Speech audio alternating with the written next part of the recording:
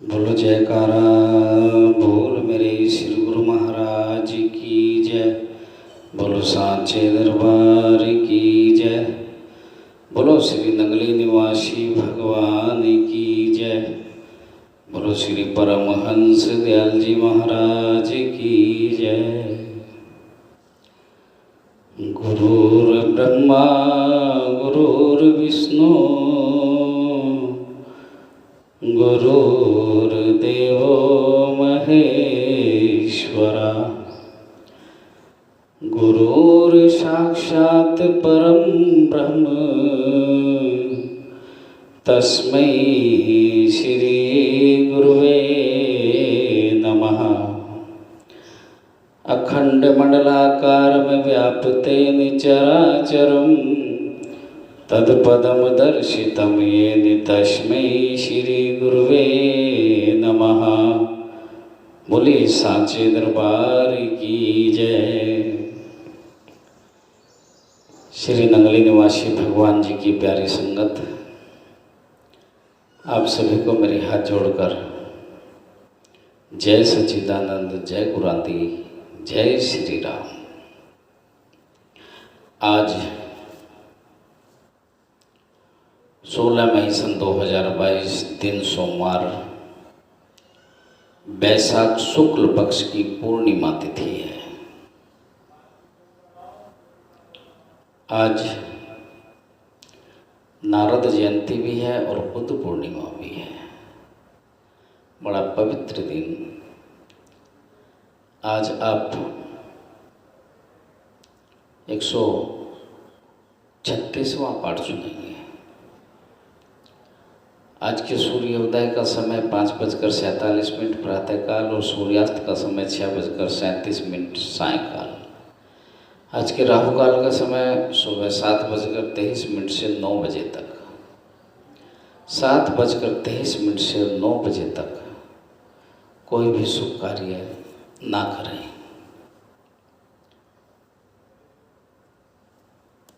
आप श्री स्वरूप दर्शन सुन रहे हैं। श्री स्वरूप दर्शन में आपने श्री गुरु महाराज जी के जन्म से लेके और अब तक पूरा वृतांत सुना। कहाँ उन्होंने क्या क्या प्रवचन किए, उन्होंने इस शरीर को क्यों धारण किया, हमारा कर्तव्य क्या है, अनेकों हमें मार्ग दिखाए। सत्संग सुधा में उनके खास सत्संग आप लोग सुन रहे हैं।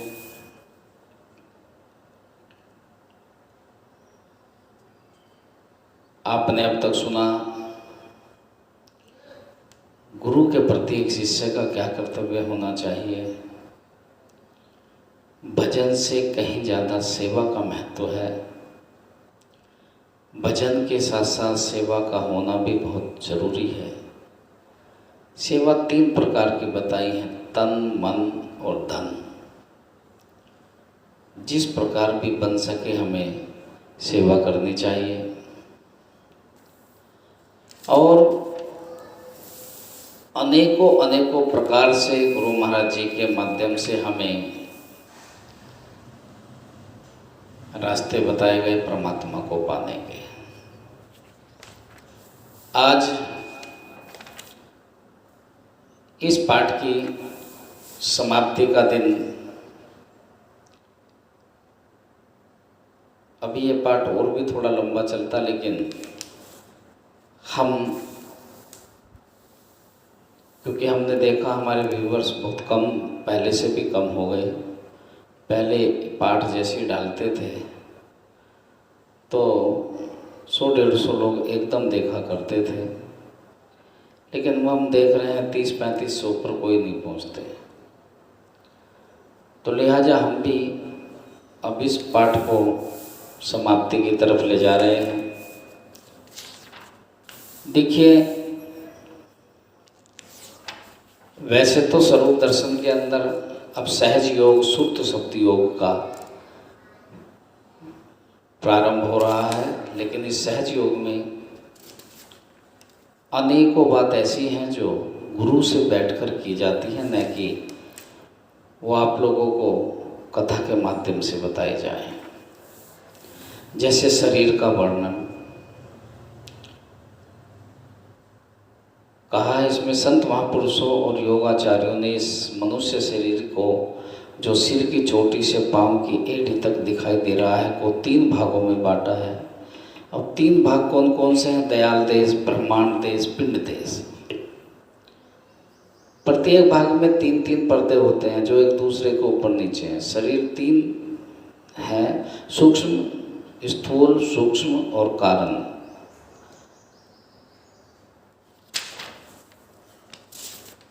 आगे बतलाया है। इनमें इनकी व्याख्या अगर मैं करने लगूँ बहुत लंबी है, जो स्वरूप दर्शन में दी है।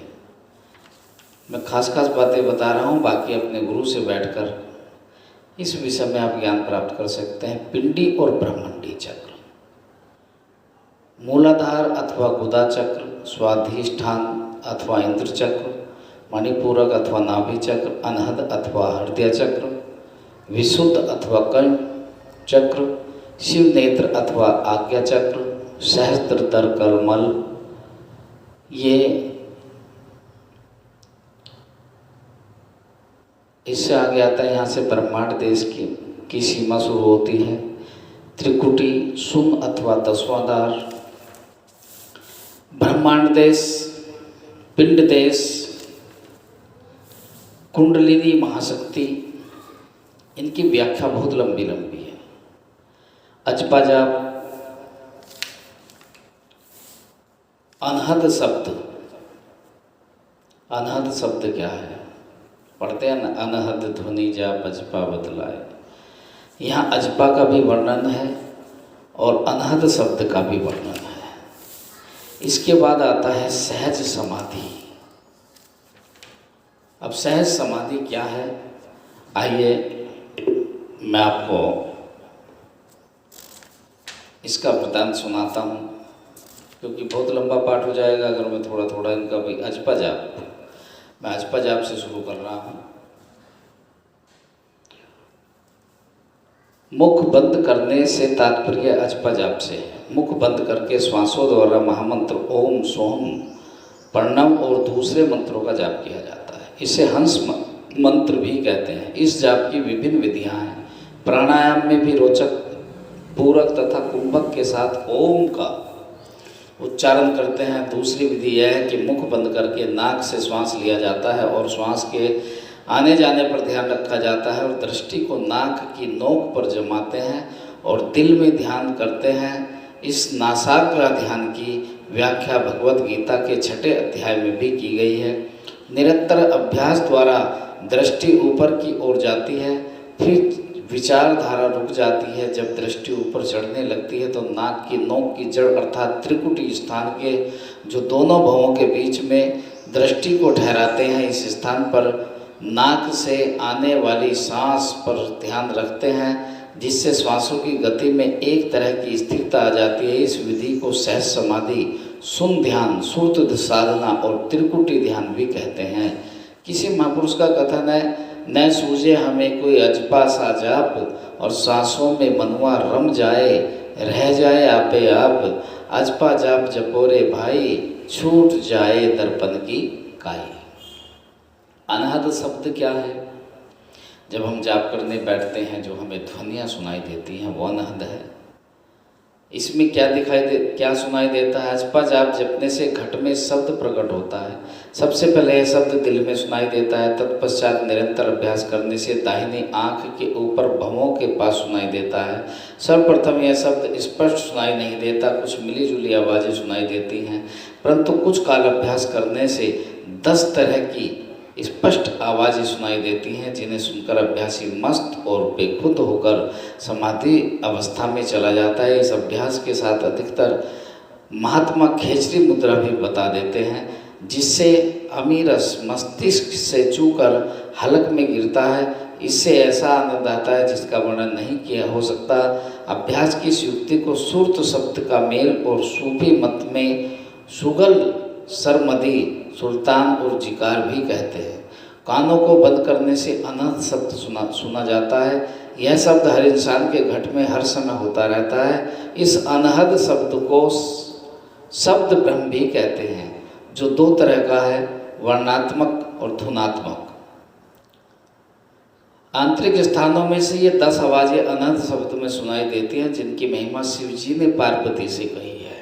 कौन कौन सी 10 आवाज़ें हैं? चिड़ियों की बोली, झिंगर की झनकार, घड़ियाल की आवाज़, शंख का शब्द, वीणा की सितार की आवाज़, ताल की आवाज़, बांसुरी की आवाज़, मृदंग और पखावज का शब्द, नफीरी की आवाज़ और बादल की गरज। यह 10 प्रकार के शब्द बाजे हर समय घट के अंदर बजते रहते हैं, जो अनहद शब्द सुनने से महसूस होते हैं। चित्त में शांति, चित्त में भांति भांति के संकल्प के कारण यह शब्द सुनाई नहीं देते। यह उपरोक्त लिखे 10 शब्द सद्गुरु की तन मन धन से सेवा करने और उसके दिव्य स्वरूप का ध्यान करने से ही प्राप्त होते हैं। कोई साधक बिना सद्गुरु की कृपा के इन स्थानों को प्राप्त नहीं कर सकता। इन आवाज़ों को सुनने में कई बार कुछ अंतर होता है, अर्थात किसी को कोई आवाज़ पहले सुनाई देती है तो दूसरे को कोई आवाज़, परंतु इस विभिन्नता पर ध्यान नहीं देना चाहिए और बाएं कान से जो आवाज़ आती है उसकी तरफ बिल्कुल ध्यान नहीं देना चाहिए और उसे नहीं सुनना चाहिए। ज्योति स्थान से जहाँ सिद्धि की प्राप्ति होती है बचकर निकल जाना चाहिए। फिर मंजिल आसान है, सहज समाधि। जिस समय समाधि द्वारा आँखों की दोनों पुतलियाँ अंदर को उलटने लगती हैं तो सबसे पहले अंधकार में कुछ प्रकाश की किरणें दिखाई देती हैं, फिर अलोप हो जाती हैं। बिजली जैसी चमक, दीपक की सी ज्योत, 5 तत्वों के रंग लाल, पीला, नीला, हरा और सफ़ेद दिखाई देते हैं। इससे वृत्ति अभ्यास में लीन होती है। इसके बाद आकाश पर तारों जैसी चमक, दीपमाला जैसी झिलमिल दिखाई देगी और चांद जैसा प्रकाश, सूर्य की किरणें दिखाई देंगी। जिस समय आंखें बिल्कुल भीतर की ओर उलट जाएंगी तब सुरती शरीर छोड़कर ऊपर चढ़ेगी तो आकाश दिखाई देगा। ये उस समय का वर्णन चल रहा है जब आप सुमरन में बैठते हैं तो क्या क्या दिखता है, क्या क्या होता है। ये सारा वृतांत सहज योग का चल रहा है। उसके हजारों पत्ते जुदा जुदा त्रिलोकी का काम कर रहे हैं। अभ्यासी यह दृश्य देखकर बहुत खुश होता है। यहाँ से 3 लोक के मालिक का दर्शन होता है। बहुत से अभ्यासी इस स्थान को पाकर इसको ही कुल मालिक समझकर गुरु से आगे चलने का रास्ता नहीं पूछते। यहाँ का प्रकाश देखकर सुरती तृप्त हो जाती है। इस प्रकार के ऊपर एक बारीक और झीना दरवाजा है। अभ्यासी को चाहिए कि इस छिद्र में से सुरती को अंदर प्रविष्ट करे। इसके आगे बंकनाल टेढ़ा मार्ग है जो कुछ दूर तक सीधा जाकर नीचे की ओर आता है और फिर ऊपर की तरफ चला जाता है। इस मसलसी भी कहते हैं। ये वह लगभग 1 लाख योजन लंबा और चौड़ा है। इसमें अनेक तरह के विचित्र तमाशे और लीलाएं हो रही हैं। कहाँ तक यहाँ का वर्णन लिखा जाए, हजारों सूर्य और चंद्रमा इसके प्रकाश से लज्जित हैं। ओम और बादल की सी गरज सुनाई देती है तो बहुत सुहानी लगती है तथा वह आठों पैर होती रहती है। इस स्थान को पाकर सुरती को बहुत आनंद मिलता है और वह सूक्ष्म और साफ हो जाती है। इस स्थान से अंदर के गुप्त भेदों का पता लगता है। कुछ दिन इस स्थान की सैर करके सुरती ऊपर को चढ़ती है। चढ़ते चढ़ते लगभग करोड़ योजन ऊपर चढ़कर तीसरा पर्दा तोड़कर वह शून्य में पहुँचती है, जिसको हुद अलहूत भी कहते हैं। इस स्थान की कैसे प्रशंसा की जाए। यहाँ सुरती बहुत विलास करती है। यहाँ त्रिकुटी स्थान से 12 गुना अधिक प्रकाश है। यहाँ अमृत से भरे मानसरोवर तालाब स्थित हैं और बहुत सी अप्सराएं स्थान स्थान पर नृत्य कर रही हैं। इस आनंद को वहाँ पहुँची हुई सुरती ही जानती है। वह आनंद लेखनी और कथनी का विषय नहीं है। यहाँ अति स्वादिष्ट सूक्ष्म भोजन तैयार होता है। अनेक तरह के राग रंग हो रहे हैं। स्थान स्थान पर कल कल शब्द करते हुए अमृत के झरने बह रहे हैं। यहाँ की शोभा और सुंदरता का वर्णन कैसे किया जाए। हीरों के चबूतरे, पन्नों की क्यारियाँ, जवाहरात के वृक्ष जड़े हुए दिखाई दे रहे हैं। इन तालाबों में रंग बिरंगी मछलियाँ तैर रही हैं। पग पग पर नई झलक दिखाई देती है। वह चमक दमक दिल को आकर्षित करती है। इसके आगे अनंत शीश महल बने हुए हैं। वहाँ अपने अपने स्थानों पर अपने अपने मालिक की आज्ञा अनुसार जीवात्माएं स्थित हैं। वे इस रंग विलास को देखती हैं और दूसरों को दिखाती हैं। वह जीवात्माओं को हंस मंडली भी कहा गया है। सर्वत्र चेतन ही चेतन, स्थूल तथा जड़ नहीं। वहाँ शरीर स्थूलता और मलिनता नहीं है। इस स्थान का सारा हाल संत जन भली भांति जानते हैं। इस गुप्त भेद को ज़्यादा खोलना ठीक नहीं है। सुरती चलते चलते 5 अरब 75 करोड़ योजन ऊपर चली गई। महाशून्य का नाका तोड़कर वह आगे बढ़ी। वहाँ 10 योजन तक घोर अंधकार है। इस तिमिर अंधकार की गहराई का वर्णन कैसे किया जाए। फिर लगभग खरब योजन सुरती नीचे उतरी, परंतु फिर भी उसके हाथ कुछ न लगा और वह फिर ऊपर को चढ़ी। जो चिन्ह सतगुरुदेव जी ने बताया था उसकी सीध लेकर सुरती उस मार्ग पर चली। उस स्थान पर का पारावार नहीं पाया जा सकता। फिर वह आगे चली। यह मैदान महाशून्य है। यहाँ 4 शब्द और 5 स्थान अति गुप्त हैं। उनका पता गुरुदेव की कृपा से मिलता है। यहाँ अनंत सुरतियाँ जो सच्चे दरबार के मालिक की हैं, उनके लिए बंदी खाने बने हुए हैं। उनको यहाँ कोई कष्ट तो नहीं। अपने अपने प्रकाश से वे अपना काम कर रही हैं, परंतु उन्हें मालिक के दर्शन नहीं होते। दर्शन न होने के कारण वे व्याकुल अवश्य हैं, परंतु उनको क्षमा मिलने की एक युक्ति है। जब संत इस मार्ग से आते हैं तो सुरतियाँ नीचे संतों के द्वारा जाती हैं। उन सुरतियों को दर्शन होता है। फिर उन जीवात्माओं को ऊपर ले जाने से जो प्रसन्नता उन संतों को होती है, उसका वर्णन कहाँ तक किया जाए। सच्चे मालिक की करुणा और दया उन पर होती है। संत जन उन सुरतियों को क्षमा प्रदान करवाकर सच्चे मालिक के पास बुलवाते हैं। फिर इन स्थानों को छोड़कर सुरती भंवर गुफा में पहुँची। वहाँ एक चक्र है जिसको झूला भी कहते हैं। वह हर समय घूम रहा है। सुरती सदा वहाँ झूलती रहती है। इसके इधर उधर अनंत चेतन दीप जले बने हुए हैं। उन दीपों से स्वयं की आवाज़ उठ रही है। सुरती और हंस उन धुनों से विलास कर रहे हैं। वहाँ की रचना का वर्णन ठीक तरह से नहीं किया जा सकता। जब सुरती वहाँ पहुँचेगी तो स्वयं देख लेगी। इसलिए अभ्यासी को चाहिए कि वह युक्ति से कमाई करे। यही शुद्ध अभ्यास है। यहाँ की रचना देखकर सुरती आगे बढ़ी। दूर से चंदन की अनंत सुगंध उसे प्रतीत होती है। वहाँ बांसुरी की अनंत धुन सुनाई देती है। उनको सुनती और सूंघती हुई सुरती आगे बढ़ती है। इस मैदान के पार पहुंची तो उसे सतलोक की सीमा दिखाई दी। वहाँ सतत की आवाज़, तत्सत की आवाज़ और अनेक प्रकार के बीन बाजे बजते हुए सुनाई दिए, जिनको सुनती हुई मस्ती में झूमती हुई सुरती आगे चली। वहाँ उसे अनेक नहरें और सुंदर दृश्य दिखाई देने लगे। वहाँ बहुत सुंदर बाग दिखाई दिए, जिसका एक एक वृक्ष लगभग करोड़ों योजन ऊंचा है। सूर्य और चंद्रमा करोड़ों फल फूल उस स्थान पर लगे हुए हैं। सुरती उन पेड़ों पर पक्षियों के समान कलोल करती है। इन दृश्यों को देखती हुई सुरती सतलोक में पहुंची और सतपुरुष का दर्शन पाया। अब सतपुरुष का रूप वर्णन किया जाता है। सतपुरुष एक एक रोम इतना प्रकाशवान है कि करोड़ों सूर्य भी चंद्रमा उसके प्रकाश के सामने लज्जित हैं।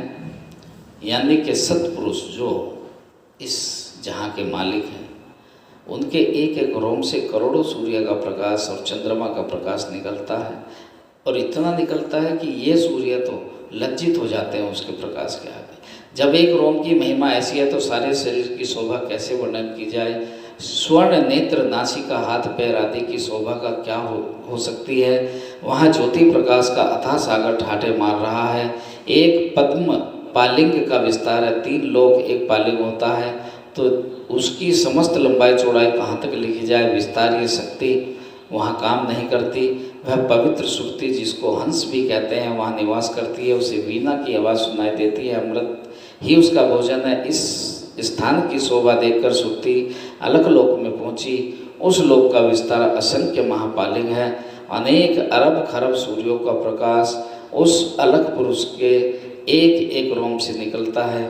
वहाँ से आगे चलकर सुरती अगम लोक में पहुँची। वहाँ के हंसों का स्वरूप भी अद्भुत है। यहाँ से सुरती अनामी लोक में पहुंचकर अनामी पुरुष का दर्शन करती है। अब वह उसमें समा गई तो बेअंत है। संतों का यही निज स्थान है। उस स्थान को पाकर संत शांत और मौन हो जाते हैं। इतनी बड़ी गति संतों की है जो पहले स्थान पर ही पहुंचकर बेअंत बेअंत कहने लगते हैं। यह अंतरीव गुप्त भेद महापुरुष साधना संपन्न और पूरे जिज्ञासुओं को ही बख्शते हैं। सर्वसाधारण व्यक्तियों के लिए तो धर्म के बाह्य अंग माला मंत्र पूजा पाठ व्रत नियम इत्यादि ही बतलाते हैं। जैसे कपड़ा बेचने वाले की दुकान पर मोटा कपड़ा मलमल लट्ठा मार्किन छींट इत्यादि तो दुकानों से बाहर रखी रहती है, परंतु मखमल रेशम इत्यादि बहुमूल्य वस्त्रों को दूसरे कपड़ों में लपेटकर डिब्बे में बंद करके अलमारी में रखते हैं, जिससे बाजार की मिट्टी धूल उड़कर उनको खराब न करे। जब कोई उन वस्तुओं के ग्राहक धनी व्यक्ति दुकान पर आए जिन्हें यह आशा हो कि वे उनको खरीदेंगे, तब वह वस्तुएं उनको खोलकर दिखाई है। यदि जितने भी ग्राहक लट्ठे मलमल इत्यादि के आमे सबके सामने वही मखमल रेशम के थान रख दिए जाएं, तो वे उनको कब खरीदेंगे? बल्कि बार बार निकालने रखने और खोलने से वस्तु की शोभा घट जाती है। ठीक इसी तरह महात्माओं और फकीरों का भी यही नियम चला आया है। हजरत मोहम्मद साहिब ने तो सर्वसाधारण मुसलमानों को नमाज पढ़ने और रोज़ा रखने की शिक्षा दी, परंतु हजरत अली और 4 यारों तथा दूसरे खास लोगों को उन्होंने जो उपदेश दिया उसका स्पष्ट वर्णन किसी पुस्तक में नहीं लिखा है। यह बात सीना बसीना एक दिल से दूसरे दिल तक चली आई है। उसे पुस्तकों में भी सांकेतिक रूप से कहीं कहीं लिख दिया गया है, परंतु समझाने वाले मार्गदर्शक की परम आवश्यकता है। संत महापुरुष पूछने वाले अधिकारी जिज्ञासु की योग्यता देखकर उस परम तत्व का उपदेश देते हैं। आपने सुना, जब आप सुमरन करेंगे तो कैसे अलौकिक अलौकिक दृश्य, अनाहत ध्वनि, सत्यलोक में सत्पुरुष के दर्शन। लेकिन ये कहने से नहीं होंगे, इसके लिए निरंतर अभ्यास करना होगा, डेली भजन करना होगा, वरना जीवन ऐसे ही गुजर जाएगा। नाम ले लिया लेकिन पाया कुछ भी नहीं है, तो क्या फायदा ऐसे नाम लेने से? नाम लेकर उसका जाप किया जाए, अजपा जाप किया जाए और उस परमात्मा की प्राप्ति की जाए, तभी ये जीवन धन्य है। उपसंहार। श्री सद्गुरु दयाल जी की अपार दया मेहर द्वारा श्री स्वरूप दर्शन संपूर्ण हो सका है। श्री इष्ट देव भगवान के प्रेमी सेवक आज भी महाप्रभु की विलक्षण लीलाएं देखते हैं। कदम कदम पर जीवन की हर कठिनाई में दयालु महाप्रभु भिन्न भिन्न रूप धारण करके उनकी रक्षा करते हैं। उन विचित्र लीलाओं का वर्णन कहाँ तक किया जाए, लेखने में इतनी शक्ति नहीं, यह तो निज अनुभव का विषय है। भगवान बुद्ध के विषय में कहा जाता है कि साल वन में मृत्यु सैया पर लेटे हुए उन्होंने अपने अंतिम उपदेश में भक्तों और भिक्षुकों से कहा था कि मैं शरीर से ही तुमसे अलग हो रहा हूँ, आत्मिक रूप से मैं सदा आपके अंग संग रहूँगा। निस्वार्थ भाव और तन मन धन से मेरे बनकर सेवा करो और अपने जीवन तथा आचरण से मेरे धर्म चक्र का दिव्य प्रकाश घर घर फैलाओ और धर्म पताका नगर नगर गाड़ दो। भगवान महावीर ने दिवाली की रात्रि को परिनिर्वाण प्राप्त करने से पहले कहा था कि मेरा बनकर अहिंसा और करुणा दया और कृपा की गंगा बहाते चलो, आपकी निष्काम सेवा रंग लाएगी। देखिए यहाँ भी निष्काम सेवा और ऊपर भी आपने सुना कि निस्वार्थ सेवा। हज विश्व भर में स्वयं जियो और दूसरों को जीने दो के आदर्श की ध्वजा लहराएगी। हजरत ईसा मसीह ने अपनी जीवन लीला समाप्त करने से पहले अपने 5 शिष्यों से कहा था, तुम ज्योति के प्रकाश की किरणें बनकर दूर दूर तक फैल जाओ और चारों घूंट मेरे परम पिता ईश्वर के नाम का डंका बजा दो। परंतु याद रखना, यह काम डाकिए के समान निष्काम भाव से करना। निष्काम भाव, यहाँ भी निष्काम भाव का वर्णन आया है। शक्ति प्रभु की होगी और पुरुषार्थ आपका।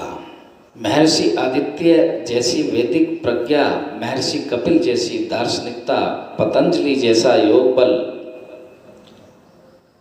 भगवान राम जैसी मर्यादा प्रियता, भगवान कृष्ण जैसी शरणागति, गौतम बुद्ध जैसा विवेक और भगवान महावीर जैसी अहिंसा, हजरत ईसा जैसी करुणा और हजरत मोहम्मद जैसी वहदत ए तौहीद, महाप्रभु चैतन्य जैसी प्रेमा भक्ति, संत शिरोमणि कबीरदास जी जैसी सहज योग की कमाई और गुरु नानक जैसी नम्रता, गुरु अर्जुन देव जैसी शीतलता, परमहंस रामकृष्ण जैसी सरलता, दादू दयाल जैसी दयालुता, श्री परमहंस दयाल जी जैसी निष्कामता के दिव्य चमत्कार दिखाने वाले महाप्रभु श्री सद्गुरुदेव जी की ज्योति ज्योत समा गए, परंतु उनकी महक, सुगंध, प्रभुता और दिव्य आभा आज भी साधकों और भक्तों के मनों को लुभा रही है और अपनी दिव्य शक्ति के चमत्कार दिखा रही है। श्री नंगली निवासी भगवान आपके पतित पावन चरण कमलों में सत सत प्रणाम। महाप्रभु हमें शक्ति दो कि हम आपके चरण चिन्हों पर चलकर अपना जीवन सफल बनाएं। श्री सद्गुरुदेव जी अपनी ही वस्तु को आप स्वीकार कीजिए। आनंदपुरी अद्वैत से भय स्वरूपानंद और जाकी कृपा दृष्टि से ते मिले निजातम आनंद। निज आत्म को पाकर रहा न दूसरा काम और पूरे सतगुरु से लिया सार शब्द सत नाम। अथ जीवन चरित्र संपूर्ण इति शुभमस्तु। आपने सुना पूरे पाठ का सारांश। निस्वार्थ सेवा, निष्काम भाव से सेवा। जो व्यक्ति स्वार्थ में भक्ति करता है, जो व्यक्ति लालच में भक्ति करता है, उसे कभी परमात्मा प्राप्त नहीं होता। बिना स्वार्थ के भक्ति, बिना स्वार्थ के नाम का सुमरन ही हमें परमात्मा से मिला सकता है। मेरा आप सभी से निवेदन है, स्वार्थ किस चीज़ का? सब कुछ तो यहीं छोड़कर जाना है। अगर स्वार्थ ही करना है तो परमात्मा को पाने का स्वार्थ रखिए ना। संसारिक वस्तुओं के स्वार्थ के लिए भगवान से प्रार्थना करके आप वस्तु तो पा सकते हो, भगवान को कभी पा नहीं सकते। और देखिए आज समाप्ति इस पाठ की हो रही है। हम एक बात आपसे कहेंगे, हमारी इच्छा है कि हम आने वाले वक्त में श्रीमद् भगवद गीता का पाठ भी आप तक इसी प्रकार पहुंचाएं। और जब पितृपक्ष के श्राद्ध आएंगे तब 16 दिन के अंदर गरुड़ पुराण का भी पाठ हम आप तक पहुंचाएं। आप घर घर बैठकर अपने पितरों के उद्धार के लिए, अपने पितरों की मोक्ष पाने के लिए, अपने पितरों का कल्याण करने के लिए, उन्हें प्रेत योनियों से मुक्त कराने के लिए घर घर में अगर गरुड़ पुराण का पाठ सुने तो हम इस पाठ को आप तक पहुंचाएंगे ज़रूर। लेकिन उसके लिए सबसे पहले आपको हमें अपनी सहमति देनी होगी कि आप इच्छुक हैं भी या नहीं। और दूसरी बात, क्योंकि 16 दिन में इस पाठ समाप्त करना होगा तो कम से कम आधा घंटा रोज़ पाठ सुनना पड़ेगा, तब जाके वो पाठ संपूर्ण हो सकता है। तो इसलिए मेरा आप सभी से निवेदन है कि आप कमेंट करके मेरे व्हाट्सएप नंबर पर या यूट्यूब चैनल पर ही कमेंट करके अपनी सहमति प्रदान करें कि आप गरुड़ पुराण सुनने की इच्छुक हैं या नहीं, श्रीमद् भगवद गीता सुनने की इच्छुक हैं या नहीं। मैं कोशिश करूंगा कि आप तक ये पहुंचाऊं।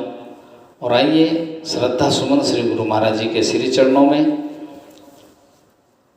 तेरी एक मेहरबानी से जमाना मेहरबान सारा, तेरी एक झलक काफ़ी है, करूं कैसे बयां सारा। फैलाऊं हाथ किस द्वारे पे जाकर के मेरे मालिक, सवाली द्वार तेरे पे खड़ा देखा जहां सारा।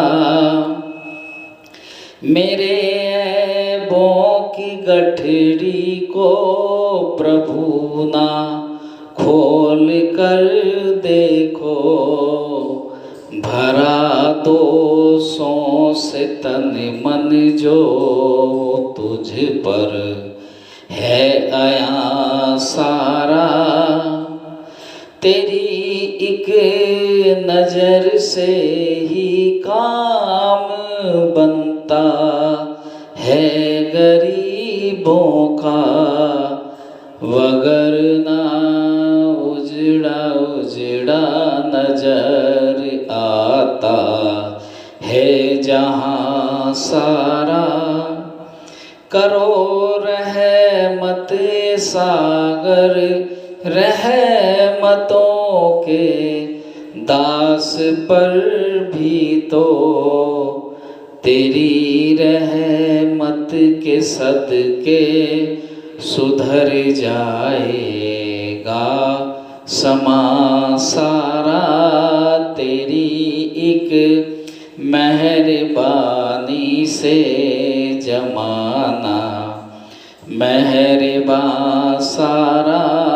तेरी एक झलक काफ़ी है, करूं कैसे बयां सारा।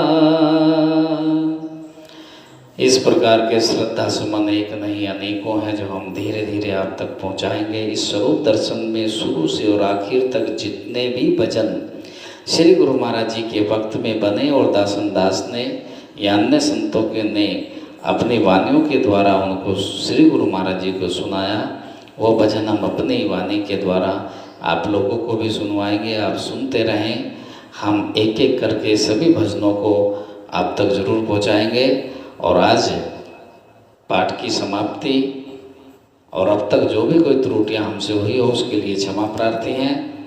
तो आइए एक बार सभी मिलकर बोलें, साचे दरबार की जय। बोलो श्री नगली निवासी भगवान की जय। बोलो श्री परमहंस दयाल जी महाराज की जय। एक बात और आप सब लोगों से कहनी है, जिन लोगों ने इस पाठ को सुना है मैं चाहूँगा कि एक बार फिर आप दोबारा रिपीट करें ताकि आपकी याददाश्त अच्छी बने, आपको ज्ञान अधिक हो।